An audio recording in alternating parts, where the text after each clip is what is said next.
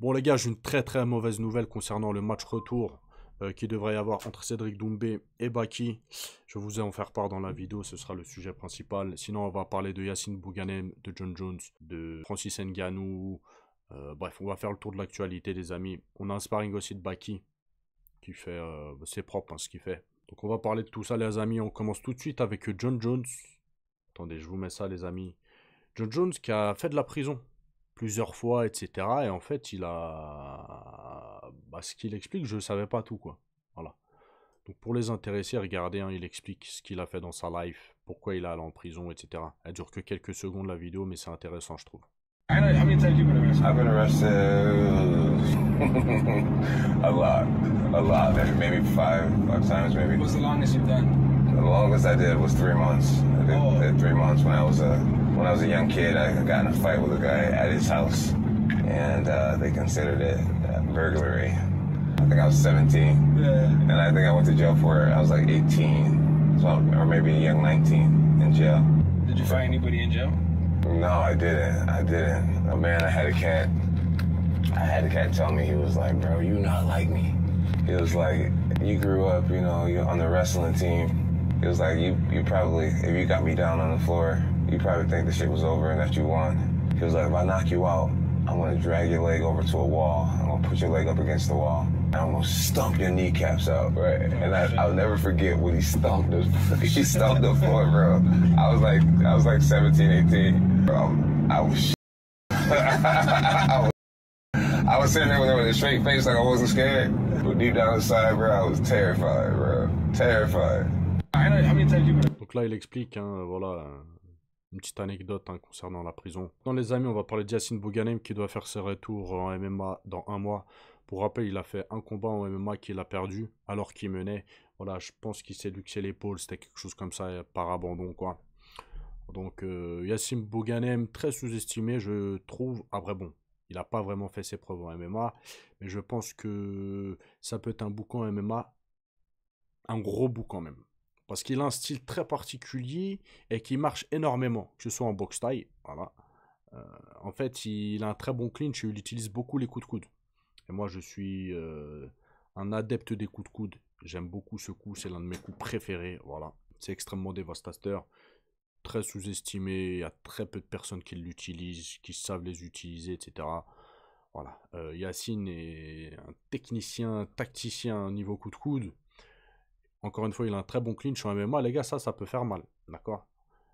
S'il a une très bonne défense de lutte, il peut faire du sale, les gars. Et vraiment du sale.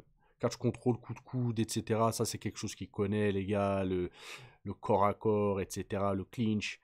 Donc vraiment, s'il apporte sa façon de combattre qu'il avait en boxe taille, en MMA et qu'il l'adapte un petit peu, encore une fois, il peut faire vraiment du sale. Donc là, les gars, regardez sa transformation physique. Elle est incroyable, hein.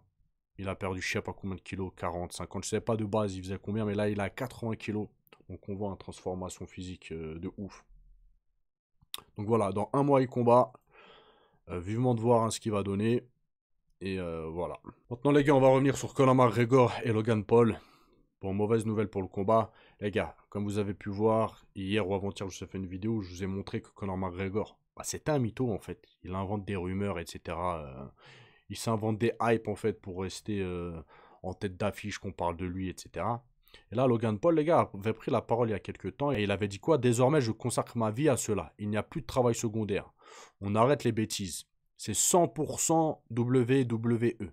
Cette prise de parole pourrait mettre un terme aux rumeurs de combat de boxe face à Conor McGregor en Inde. Donc voilà, les gars.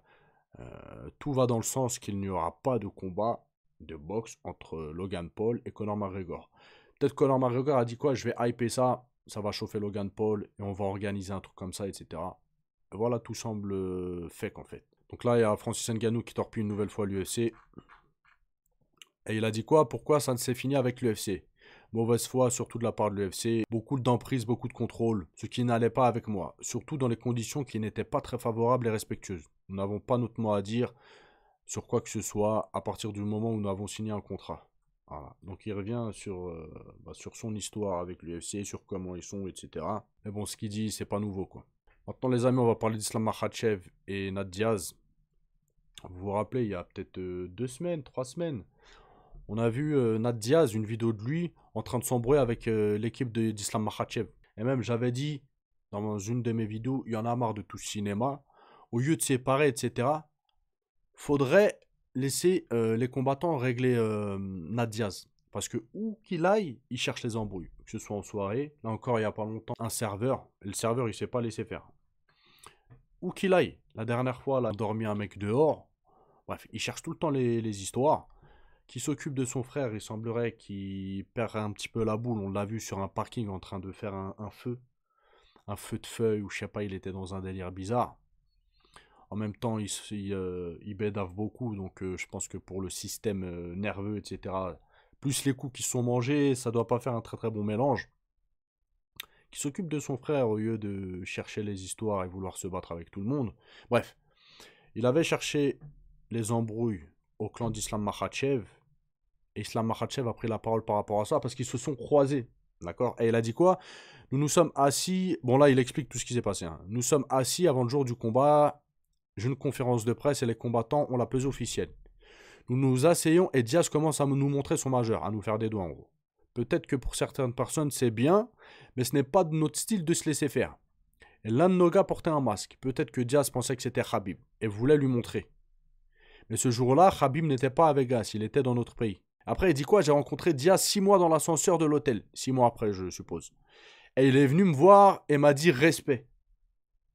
Donc devant les caméras, quand il y a du monde, tu fais le malin, hein, grande bouche. Et quand tu te retrouves dans un endroit clos, où il n'y a que toi et lui, ou ton équipe et son équipe, tu viens, tu dis respect. En gros, vas-y, respect, il n'y a pas de problème, etc. Tu fais le péteux. Et voilà, c'est souvent, vous savez quoi les gars, c'est souvent les gens qui aboient plus qui en font le moins. Et ça, moi, personnellement, je parle en connaissance de cause.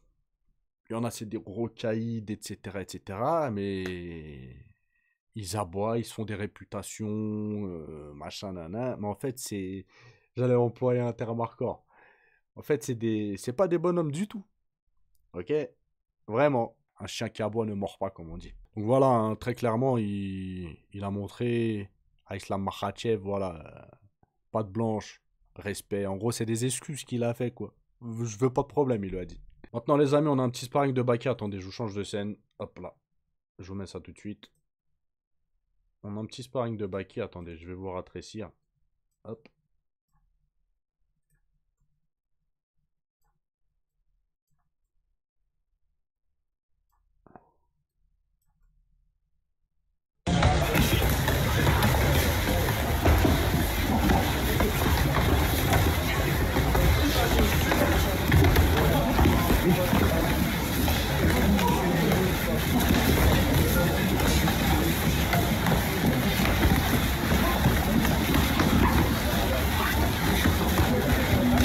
Attention les jeunes, décalez-vous, décalez-vous, décalez-vous.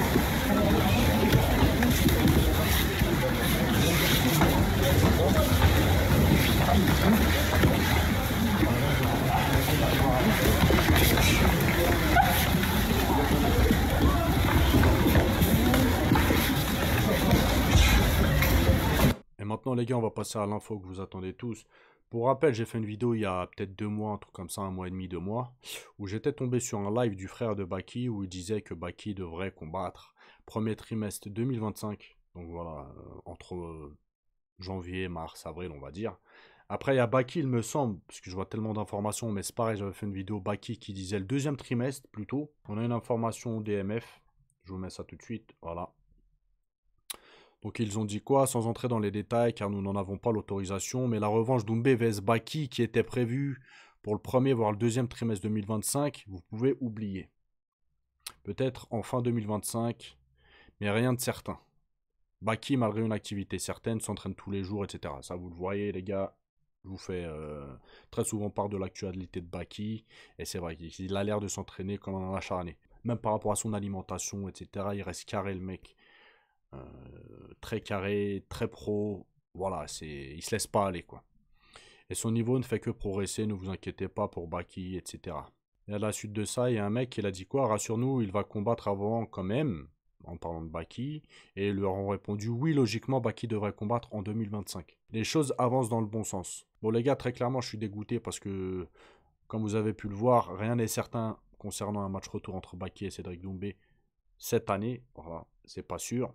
Après, est-ce qu'ils vont même recombattre un jour? Ça, on peut pas le savoir. Ça se trouve, ils vont plus jamais recombattre, les gars.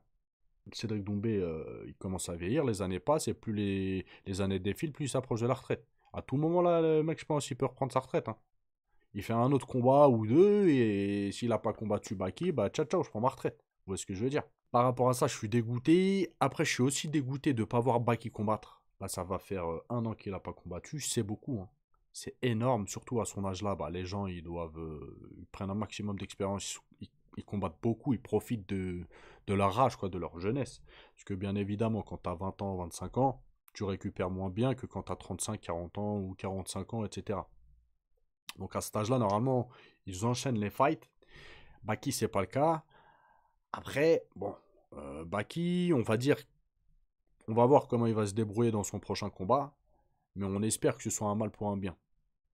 Le fait qu'il ne combatte pas, ça lui laisse du temps pour aller à droite, à gauche, voilà, faire des camps d'entraînement, etc., acquérir un maximum d'expérience et venir en mode dangerous, quoi. Voilà.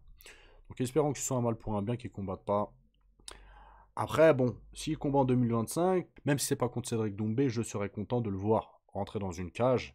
En tout cas, bon, il devrait faire une vidéo, normalement son frère a dit, ou si c'est lui qui a dit, je sais plus, qu'il devrait faire une vidéo YouTube en expliquant tout ce qui s'est passé par rapport aux organisations, pourquoi il combat pas, etc., etc. Cette vidéo, elle est toujours pas sortie. De toute façon, quoi qu'il arrive, hein, dès qu'elle sort, je vous en ferai part, les amis. Et voilà. En tout cas, je suis dégoûté, les gars. Je pense que la plupart aussi, vous allez être dégoûtés. Parce que bon, il y a une très très très petite minorité qui ne veulent pas voir ce combat en retour. La majorité écrasante, du moins sur ma chaîne, bah, c'est des gens qui veulent voir ce combat. Un combat en retour. Voilà. Donc les gars, c'est tout pour aujourd'hui. N'oubliez pas de lâcher un petit like, un petit com. Si vous savez pas quoi mettre, les gars, vous mettez Baki. Voilà. Baki, Cédric Doumbé. Et voilà les amis, je vous dis à la prochaine vidéo, passez une bonne journée, ciao ciao.